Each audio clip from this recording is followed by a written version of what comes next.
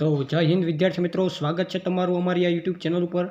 અને આજે આપણે આ વિડીયોમાં ગુજરાતના ઇતિહાસમાં જે સિંધુ ખીણની સભ્યતા છે તેના 20 MCQ જોવાના છે, જે આગળ તમને કોમ્પિટિટિવ એક્ઝામમાં ખૂબ જ ઉપયોગી થવાના છે. માટે વિડીયોને અંત સુધી જરૂર જોજો.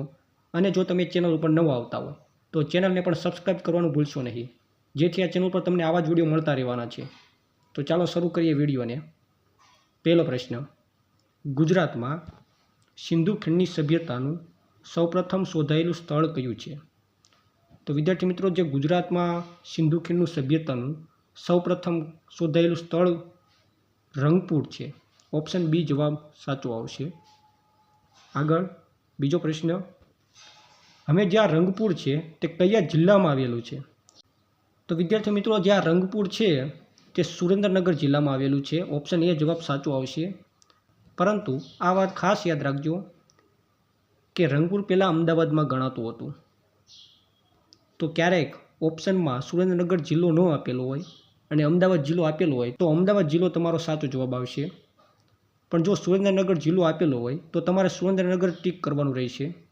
આગળ ત્રીજો પ્રશ્ન, સિંધુ ખીણની સભ્યતાનું પ્રખ્યાત બંદર લોથલ કઈ નદીના કિનારે આવેલું છે?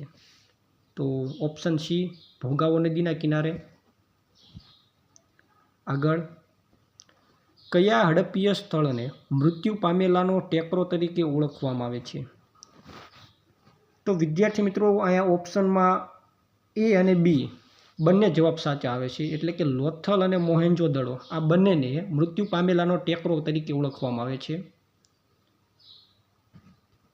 આગળ વિશ્વનું સૌથી જૂનું ડોકયાર્ડ એટલે કે ગોદી ક્યાં મળી આવ્યું છે?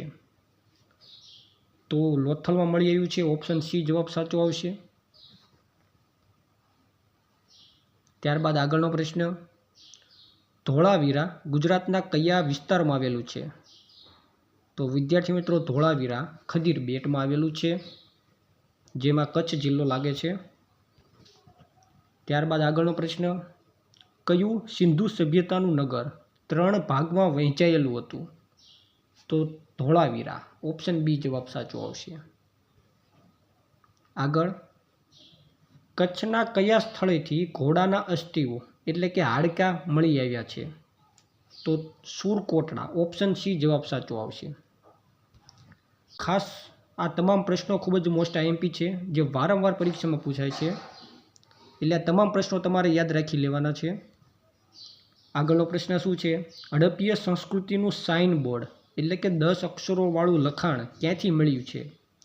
તો તે પણ ધોળાવીરામાંથી મળ્યું છે. ઓપ્શન બી જવાબ સાચો આવશે. આગળનો પ્રશ્ન, ગુજરાતમાં હડપ્પીય સભ્યતાના સૌથી વધુ સ્થળો કયા જિલ્લામાં આવેલા છે? તો કચ્છ જિલ્લામાં. ઓપ્શન સી જવાબ સાચો આવશે. ત્યારબાદ આગળનો પ્રશ્ન, મણકા બનાવવાની ફેક્ટરી કયા સ્થળેથી મળી આવી છે?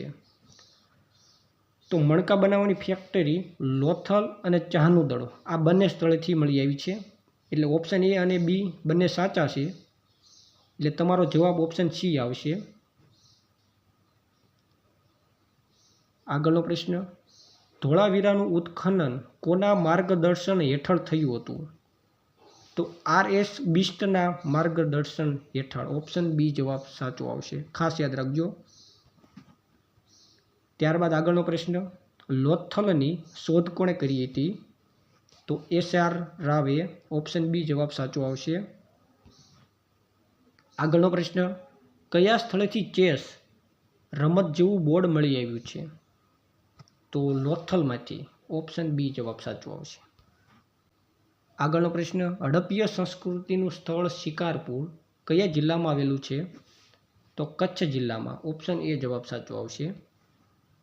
આગળનો પ્રશ્ન, પ્રાચીન સમયમાં ભગતરાવ એટલે કે ભરૂચ કઈ નદીના મુખ પાસે હતું? તો કીમ નદી. ઓપ્શન સી જવાબ સાચો આવશે. ત્યારબાદ ઉત્તમ જળ વ્યવસ્થાપન માટે કયું નગર જાણીતું હતું? તો ધોળાવીરા. ઓપ્શન બી જવાબ સાચો આવશે. આગળનો પ્રશ્ન, લોથલનો અર્થ શું થાય છે? લાશનો ઢગલો એવો થશે. ઓપ્શન સી જવાબ સાચો આવશે. આગળ સિંધુ સભ્યતાનું સ્થળ રોજડી, જેને શ્રીનાથગઢ પણ કહેવાય છે, તે કયા જિલ્લામાં આવેલું છે? તો રાજકોટ જિલ્લામાં આવ્યું છે. ઓપ્શન બી જવાબ સાચો આવશે. આગળ, કયા હડપ્પીય સ્થળથી યુગ્મ સમાધિ એટલે કે જોડિયા હાડપિંજર મળી આવ્યા છે? તો લોથલ આવશે. ઓપ્શન એ જવાબ સાચો આવશે. તો વિદ્યાર્થી મિત્રો, આ હતા સિંધુ ખીણની સભ્યતાના 20 મોસ્ટ આઈએમપી MCQ. આ વિડીયો ગમ્યો હોય તો વિડીયોને લાઇક કરી દેજો.